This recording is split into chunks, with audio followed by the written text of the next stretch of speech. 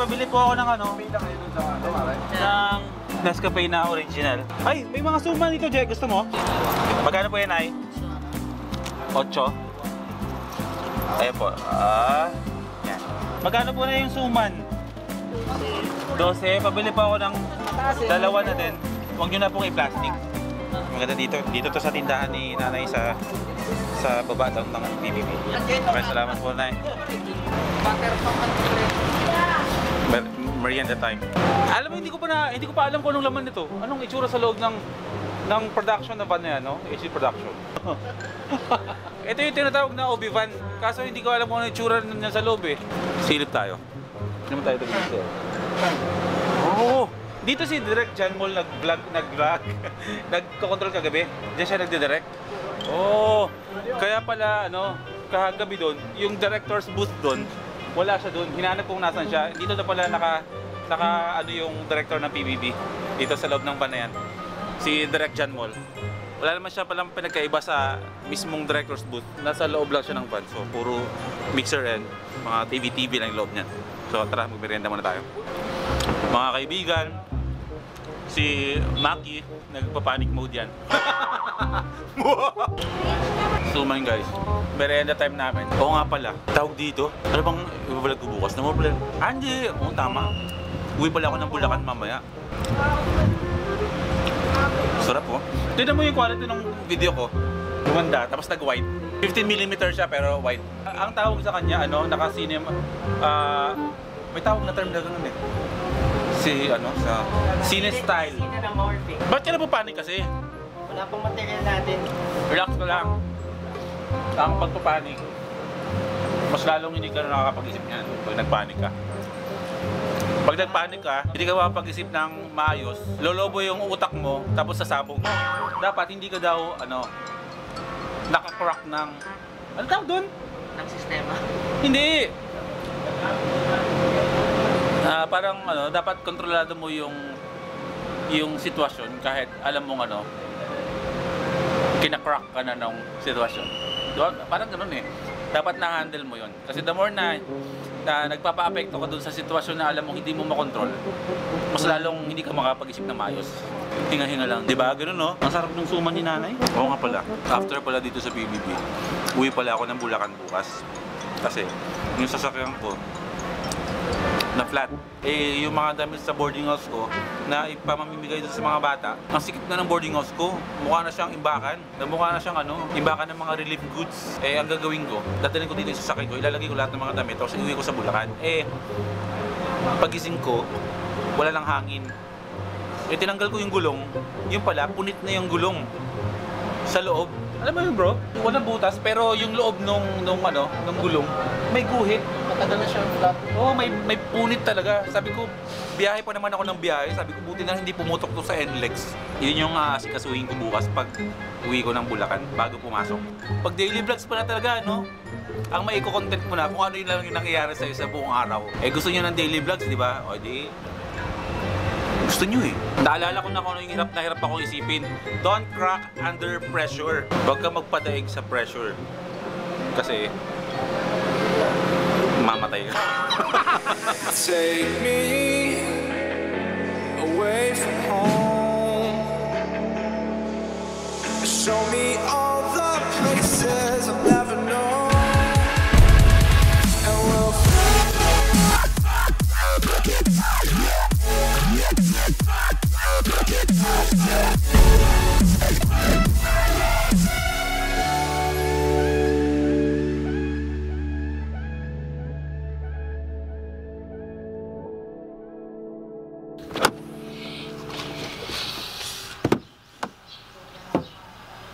ano gagawin natin? Magpapalit ng Hindi samahan mo ko. Andito na nga pala ako guys sa Bulacan. Ngayon, ang bilis na pangyayari, no? Ang problema ko yung sasakyan. Yung kotse na flat. Yung pala kasi punit yung gulong. Buti na lang hindi pumutok siya sa NLEX. Nung ginamit ko siya nung huli ako bumiyahe. Pero yun ang goal natin ngayong araw. Papalitan natin, bibili tayo ng bagong goma para magamit itong sasakyan na ito. Wow! Alam yan. Hindi tayo. Backup lang yan.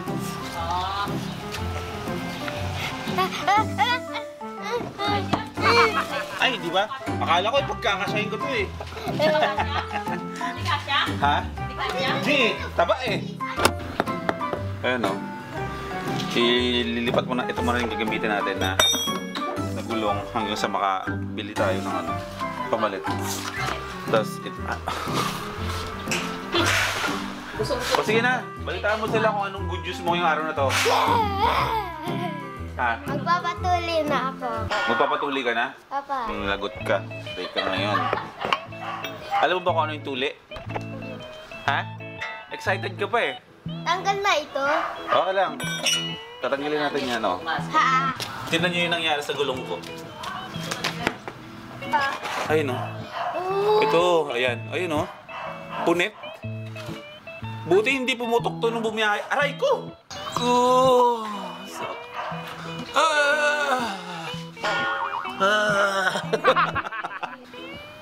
Lagay mo dito. Alam niyo ba yung 3AM challenge? Ano yun eh? Parang nangyari ko. Nakakatakot. Sobrang nakakatakot. Nakakatakot siya. Nakakatakot ka siya. Pangit! Parang baby na kotse. Hello?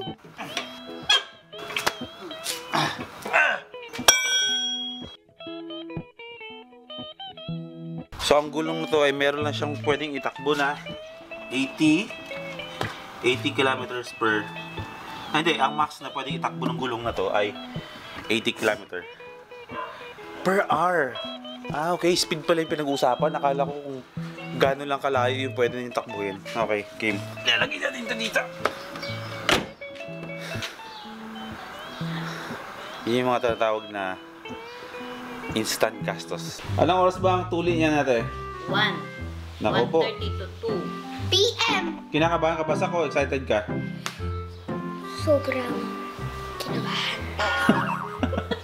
Sobrang kinabahan? Parang ano lang daw yun eh.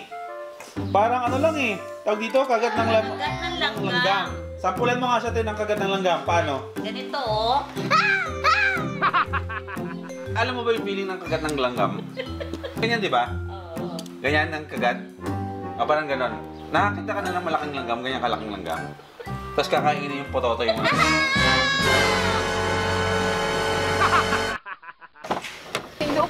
Atras mo kayo yung upuan mo. Daily vlogs pa more.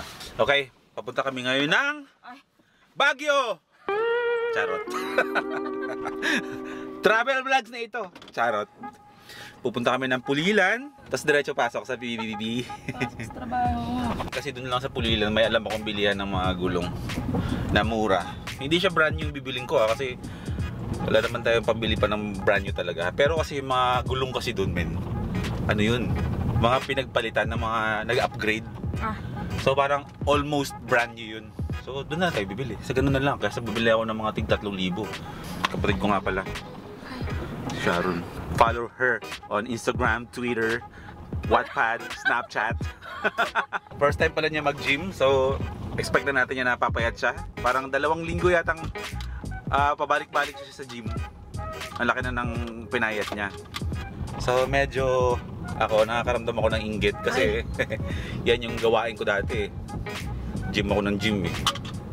Dahil nga hindi nga ako pwede na mapagod ng sobra. Pinoproblema ko, men. Ano ba? Bakit ba? Oo, mahina yung resistensyon ako sa katawan. Nagkakasakit ako pag bumabagsak yung ano ko.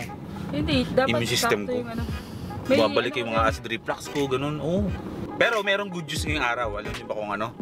Si Frank Gabriel dumating na sa Pilipinas. Kung sa mga hindi pa nakakilala kay Frank Gabriel, siya yung kasama ko sa Loner Squad. Kasama namin nila Paulo Tomenes. Doon siya based sa Australia kasi doon siya nagtatrabaho. Pero magaling siya mag-Tagalog, tapos magaling din siya mag-Australiano. Siyempre. Yung aircon ko medyo tumatagilid. Huwag kang ganyan. Don't give up on me. Wala akong pampaayos sa'yo. Sumahod na nga pala ako sa YouTube. Pero hindi pa malaki. Saktong pambayad ng kuryente, ganun. Kaya sa mga nag-aspire dyan na nag-YouTube na ngayon na gusto nyo rin ma-monetize yung mga channels nyo. Isa lang ang sekreto dun. Huwag kang hihinto. Ang sumuko, talo. Ganon. Ang huminto, talo.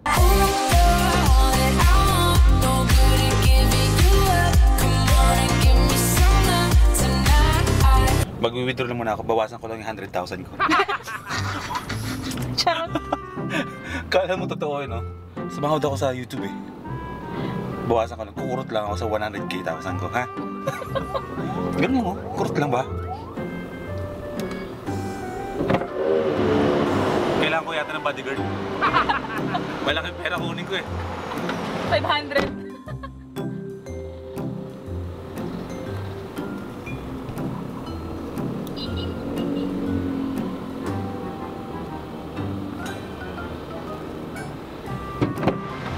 Labo? Offline? Ay, Ito na lang ako. iba na lang.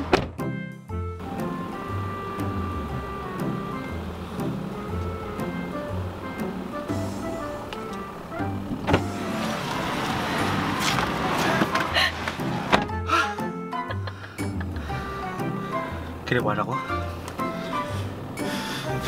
Wala. Shan. Yeah, tara, may pambili na tayo ng second hand na gulong. Let's go!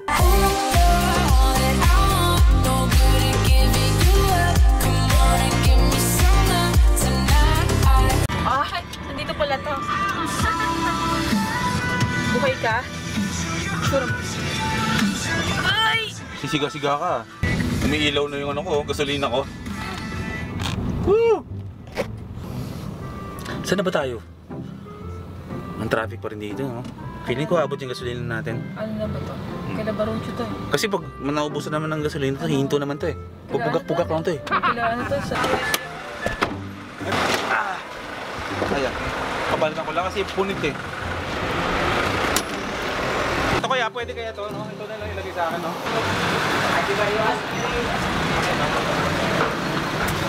Madalas, pag nagpapalit talaga ako ng gulong, dito ako palagi. Dinadayo ko to kasi medyo mura. Tapos, yung mga pinapalit na lang mga gulong, so second hand siya. Ano siya, mga galing sa mga bagong gulong na pinagpalitan. Yung mga nag-upgrade, mga 15-inch na mga gulong na bagong sasakyan. Tapos nag-upgrade sila sa 17-inch. Yung mga gulong nun na kinabit, trade nila. So yun yung mga binibenta. So parang almost brand new yung bibili natin. Brand new ba yan, kuya? Brand new yan?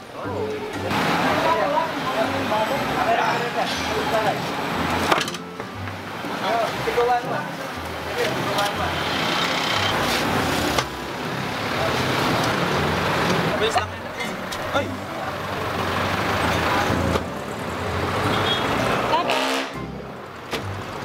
Daily vlogs. Okay na, nabalitan na yung... Ay!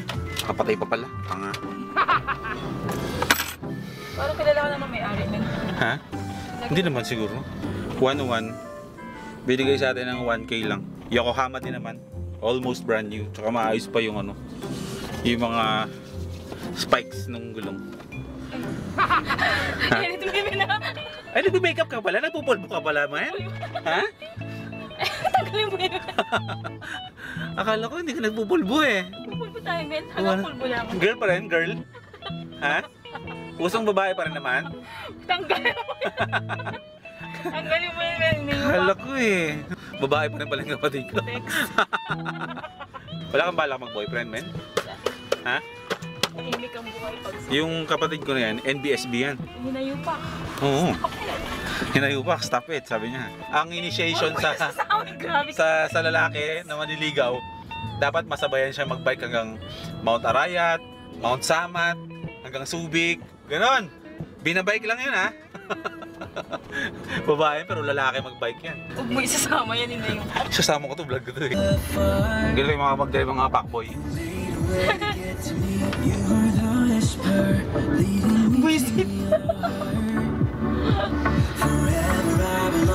Ang linggo ka na nag-gym?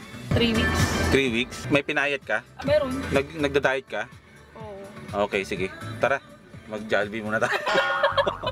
Ha? Trick ko yan, Brad. Ha? Ano ba pwedeng makain dyan na hindi ka tataba? Burger! Gym ka ba, ha? Order na natin yung pinakamalaking burger. Shit! Napadaan lang po. Hindi, joke lang.